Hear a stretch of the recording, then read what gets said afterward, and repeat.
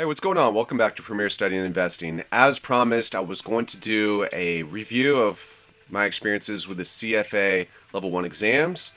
For those who aren't familiar with it, I'm going to try to give you some just basic general information about what the charter is all about, why you might be interested, what kind of jobs you could get, what type of pay you might expect to receive, and just some of my, like I said, thoughts from an individual like myself who has a master's of finance.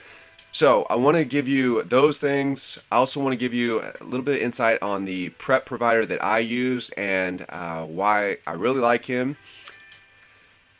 Truth be told, CFA Level 1 had historically the lowest pass rates ever as of July 2021 cycle. So the May cycle had a pass rate of, I believe, 25%. Historically, it's between 40 and 50. May was 25%. July was even worse, 22%. So I want to tell you right off the bat that it's not an easy exam. Even with pass rates around 40 or 50%, it's still hard. We'll look at Investopedia because we often use some of their insights for all kinds of different videos that I use. Investopedia is a great site if you don't know about it, if you're new to finance, or if you're considering getting into the industry. So I'm going to look quickly at the exam at this point. We're here at the cfainstitute.org, which is the official site, and you can find all the best information. But Level 1, Level 2, Level 3. So you can see it's a 3-level exam. I passed my exam. I had a friend say, "Oh, great, you're done." I said, "No, I'm not done. Not at all." So let's look at the Level 1. There's some program enrollment requirements. I think as long as you have a bachelor's degree, you need to be 18 years or older, and some other things. Of course, you can click here and get all those details. It's multiple choice format. You'll notice that the format changes when you get to Level 2 and Level 3 over here. Vignette supported multiple choice questions, meaning vignette is more like they give you a story or a more complex kind of scenario, maybe a lot of extra information that is distracting or whatever, and you need to maybe look at some graphs and crunch some numbers and basically give them what they need. So they'll give you this big scenario and then they'll maybe give you like 6 to 10 questions. Obviously I haven't taken Level 2, but they have some questions like this in Level 1 on the prep side of things, the prep that I did. But for Level 1, it's just multiple choice questions. So you're just choosing, and we'll look at how long the exams are and things like that. Exam results availability 60 days after taking the exam. Yes, that's true. 42% historical 10-year average pass rate. Like I said, the recent ones were much lower, maybe because of disruptions, and people have definitely theorized about why the pass rates were so low. Essentially, Mark Meldrum, the guy that I really like, he did a video and he basically said, so he talked about another exam that's popular in the industry for risk management, and he said basically the way that they structure theirs is they want to see the same number of people pass no matter what. And he said the CFA isn't like that. The CFA says, listen, we want people to get this level. They have to have this level of competency. They have to pass this number of questions in all these different areas. If they don't, then they're not ready to move on. Simple as that. And if we pass 22% or 25% or 33%, we're sticking to our guns because this is in levels. It gets progressively harder and the information builds upon itself as you go through the program. Now, I got to tell you, I love the program. I loved it actually. I just loved it. I thought it was super interesting as a guy doing, a channel on all these different things that we look at when it comes to investing and strategy. Also, as a guy that's interested in getting into the field, like I, unfortunately, still haven't really landed the type of job that I'm looking for in the industry. But that's okay. I just passed the Level 1 recently. Let's go a little bit more in detail. Here's just a different page, CFA Level 1 exam structure. So it says computer-based exam. They recently switched to computer-based all the way, so you go into a testing center like many of these other exams for maybe like the ones that you did for graduate school, GMAT, GRE, things like this. This is a 180 question, multiple choice questions, 2 hours, 15 minutes, which is a pretty long stretch. It's like a concern, but it's not too long. It's fine. And they tell you what's coming in the first section and then what's coming in the second section. Now, this is interesting because we'll see the same information reiterated on Investopedia, but they say typically it takes candidates 4 to 5 years. and 303 hours to 328 hours for level 2 to 344 hours for level 3 as far as the exam prep time. Let me tell you a story. So I have a master's of finance. I graduated from a top 100 program. And a lot of the students that were in my cohort, I actually came in the middle. I studied abroad, and I got the notification that I was accepted a little late. I had to sell a business or sell off some assets for a business, close that thing down. And it's just so I came in the middle of the program, so I actually got an interesting look to see how two different cohorts kind of were or were not successful at passing the CFA level 1. If you're interested in doing a master's of finance, or if you're in an MBA program, let me say two things about that. One, even for those who are in Masters of Finance programs, don't think that even if you have a program that kind of claims to say, oh, well, we basically base our program, our academic program and courses off CFA level 1, that you're going to just be able to step right into the exam and pass. That's not true. That wasn't true for me, and that wasn't true for about 50% of people that took the test. Now, a lot of us, when I say 50%, I'm going to say the people that, like, I remember one of my friends, she said, excuse me, professor, can we not have, that going on? Because we have CFA level 1. So, like, there was exams, there was, finals and all these final programs. And I was like, there wasn't any time to stop doing the program. Okay, so what I was saying is that, yeah, if you're in a Master of Finance program, like, they're probably not going to cover ethics. They just won't cover. I just don't think most people were ready. Again, especially if you're going to take it right on the back of finals, I wouldn't expect to pass. Some people did, but the ones that did, they were either like really like top tier cream of the crop students, and they were kind of cream of the crop students because they had already had like an undergraduate in finance or an undergraduate degree in accounting, one of those two, and so that already helped them in some of the like. We'll look at this, for example. This is a nice segue. So the breakdown for the exam, what's on it? What are you going to learn? Why is it great? Why is it, okay, 10 to 20%, 15 to 20% on ethics and professional standards. Like I said, most programs are not even going to touch that at the master's level. Oh, let me say this one other thing before I jump into this. If you are in a master's of finance or an MBA program, go to your office or someone in your program, an admin person, and inquire about the CFA level 1 scholarship. The way the CFA likes to market their programs is they basically go to a lot of schools, business schools, and they say, hey, we'd like to, give out 5, 10, scholarships. And what that is basically it's a waiver for the initial fee, which I think currently is $415, just to kind of a membership type of thing, just to get your foot in the door in order to be eligible to take any of these exams. And then each exam costs some money. So maybe about $1,000 if you pay regular price. You'll be able to get early bird discount for the first one if you do it right, but unless you skip and go every other one, you will not be able to get those early bird specials. You'll have to pay regular price, which currently is $1,000 per attempt per exam. Okay, but what I'm saying is you can get that at least initial thing waived, and you can get a huge discount. Yeah, it's like a very significant discount on level 1. So let's go back and look at what you're going to be studying. So ethics and professional standards. This is a big one because apparently finance professionals are not seen in that high a light. We're somewhere like maybe similar to the legal profession. Just people don't seem to trust us. So they're trying to make sure there's less fraud. So then quant, 8 to 12%, economics, 8 to 12%. Far it's usually, but financial reporting and analysis 13 to 17%. So like I said, this is a bigger section. You can see they're not equally weighted, so this is a bigger section. So for those who have an accounting background, it's going to be nice to really be fairly aware of all of this stuff already.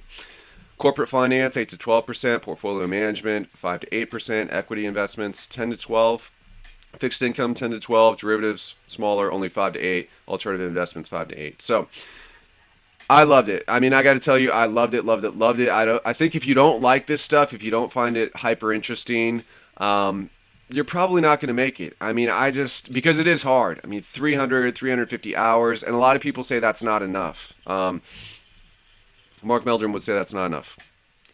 Speaking of Mark Meldrum is a great guy. One of the things I like about him is you can check out his teaching style. You'll find him on YouTube. He puts all his level 1 content up there for free. That's kind of his marketing strategy. Hey, I'll give the content for free to people, just the videos, and then they can find out about me. And his courses. It's like prep material, prep course. It's a subscription type of thing. Is very affordable, very affordable. Maybe like $250 US. He prices it in Canadian because he's a Canadian, but it's like very affordable compared to other programs like Wiley's. I've used Wiley's before, love them. In fact, they're the only ones I've used for other test prep.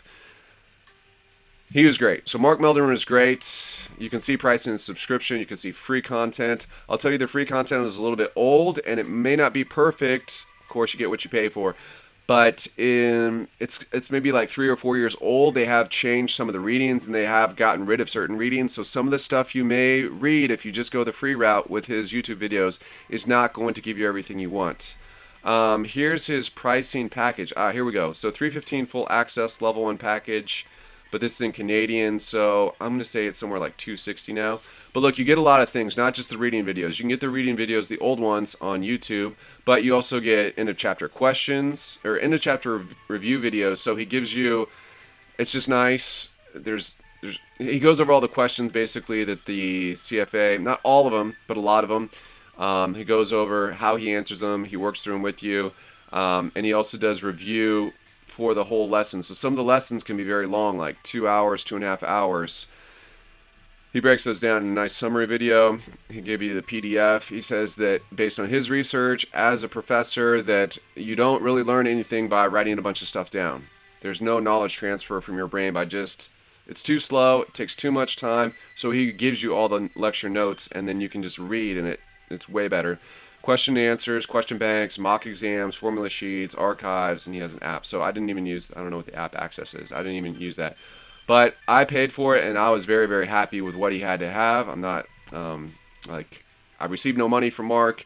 I'm not associated with Mark beyond just having taken his level 1 test prep. Let's look at some of the jobs, and we're back over at Investopedia. So where CFAs work. 13% research analysts, 9% corporate financial analyst, 8% accountant or auditor, 7% consultant, 5% risk analyst or manager, 5% relation manager or account manager, 5% credit analyst, 5% portfolio management. Now this is really interesting because I've read other things that say that there's a lot of people that are in portfolio management, way more than just 5%. Because the money is always an interesting thing, this is average median pay for a financial analyst, not portfolio, not any of these other careers, but for a financial analyst, $83,000 US.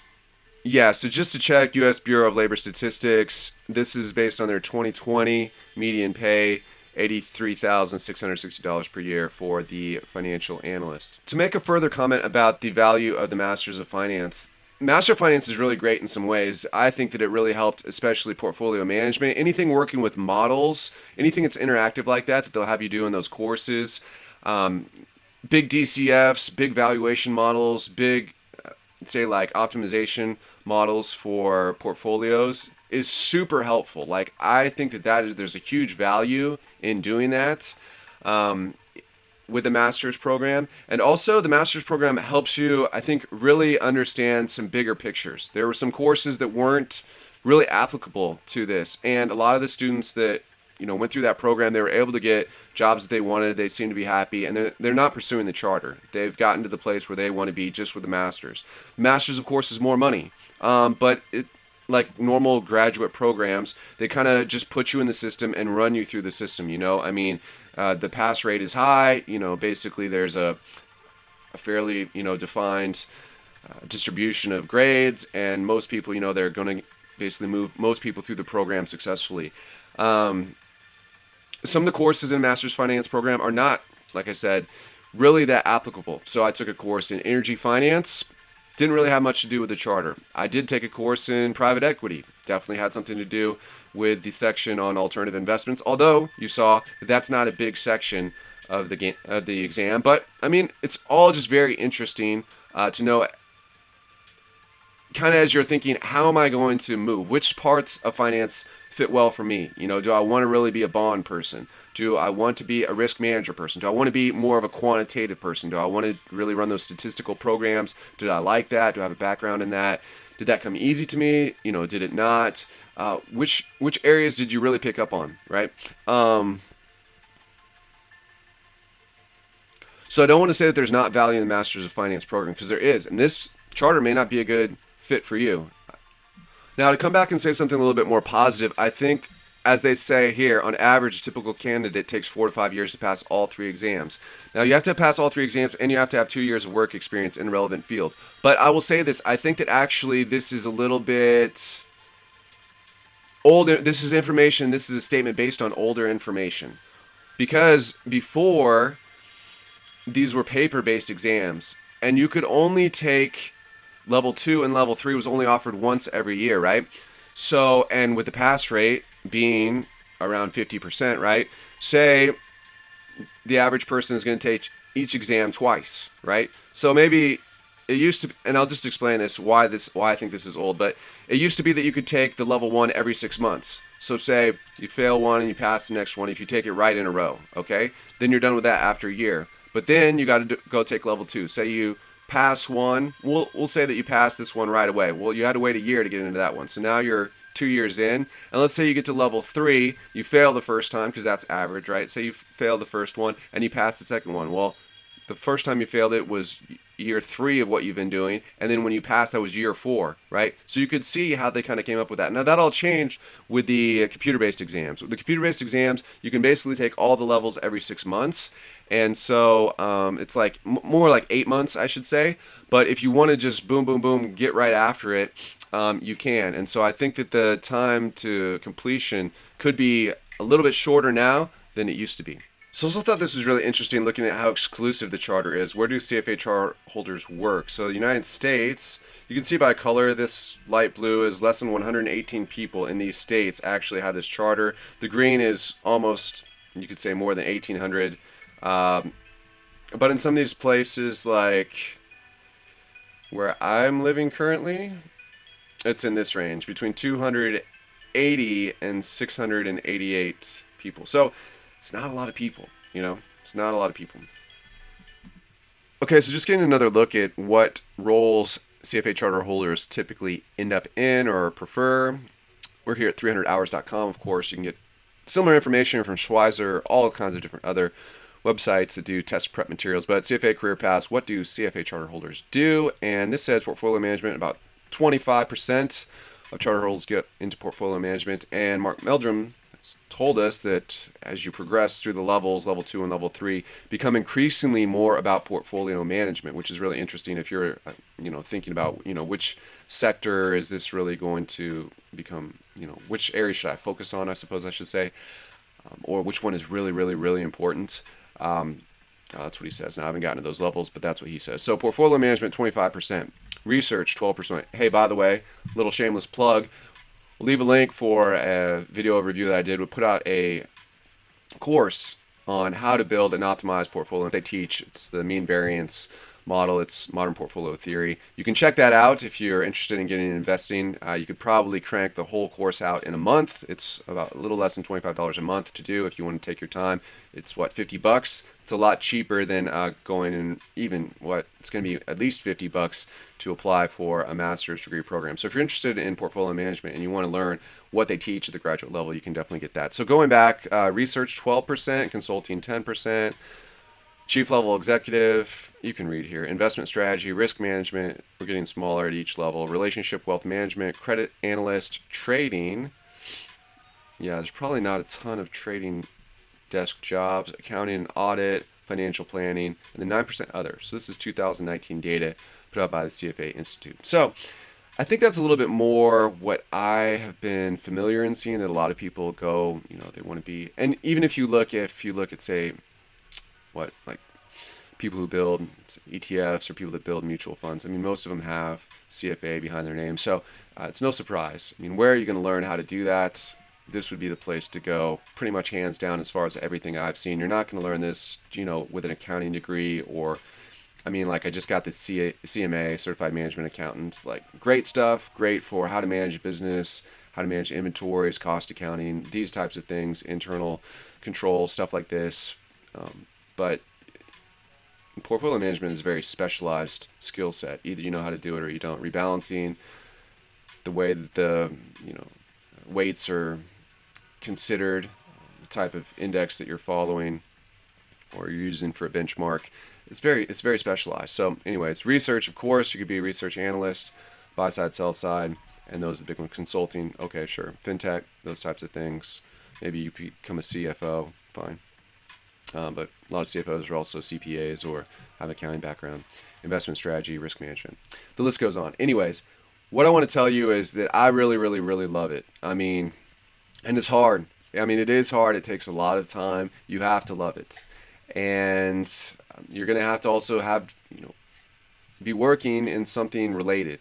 I've definitely heard of stories where people, they got the charter and it didn't pan out. They didn't land that like six-figure job that they thought that they were going to end up getting. Mostly because they weren't working in the industry. They're doing something else along the ways. It's going to be a huge commitment. One thing I will also say, if you want to become an analyst, right, research analyst or financial analyst, if you want to be on buy side or sell side, if you want to do any equity reports, you got to realize it takes a ton of time. That's what I would say would be one of the benefits of doing the master's program, is to sit down, or a bachelor's degree maybe as well, but definitely in the master's program. I didn't do a bachelor's in finance, I did a master's only. So it's sitting down and trying to write an equity research report. What you will realize is it's no wonder that these people work a ton of hours, because just like in any of the videos I do for this channel, you can go, when you go to do your DD, right, you can look for your due diligence, that is, you can go and you could look at a broad level. Okay, what are their ratios? What are their sales? What are the trend lines? Are they increasing and improving? Are they declining and kind of deteriorating? Do they have, you could just do a 10-20 minute cursory overview. What is the company? What's their core competencies? Where are their areas of expertise? What advantages do they have? You could kind of do that SWOT analysis. You could look at the Porter's 5 forces and kind of say, okay, this is who they are. Is that going to be enough to really give a buy or sell recommendation? No way. You have to go deep into the weeds of these companies and read every 8K and read everything that comes out from their PR people, and just know this thing inside and out. Not only just the company that you're looking at, but you maybe assign multiple companies, right? So you really have to have a good idea of the industry. Are you going to be able to do that, say, pharmaceuticals? If you don't have any idea about chemistry, pharmacy, medicine, any of that, it's probably going to be very difficult for you, Oil and gas. If you don't understand how oil and gas works, the technologies, the economics, especially global economics, the price manipulation of oil, crude. What's the difference between, WTI versus some of the other brands, or some of the other, I'm not even sure, I can't remember what they're called, but the different types of oils, the way that they're graded. What does it matter if they're dirty or clean? Where are those things processed, right? You'd have to know those things.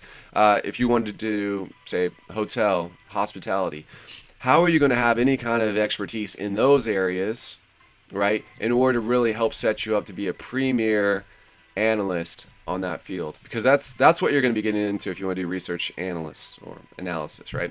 So those are my takes. Those are my thoughts. I hope you'll consider it, but also be careful, because it is a lot of money. $1,000 a pop at every time you go to sit for an exam. Hundreds of hours that you could be doing other things with friends or family, or starting a side business. There's a lot of things you could do with that time. You're going to have to make sacrifices to get it. But if you love it, you love it. If this is your thing, then run for it. Run hard, work hard. That would be my advice. So anyways, thanks so much for checking out the video. If you have more questions, drop a comment below. I'll leave in the end screen the course on portfolio management that I put together for people who want to get an idea of kind of getting to that next level in investing, going from just randomly picking stocks. Oh, I'm going to take 50 shares of this, 40 shares of that, 100 shares of that. I'm going to throw $500 at that, $200 at that, $1,000 at this. There's a more academic and professional way to get at that. If you want to implement those things into your own investing, do it. If you want to see what's coming down the road from a Master's of Finance or CFA Charter program, then you can get a look at that through that course as well. All right. Well, thanks so much. We'll see you on the next one. God bless.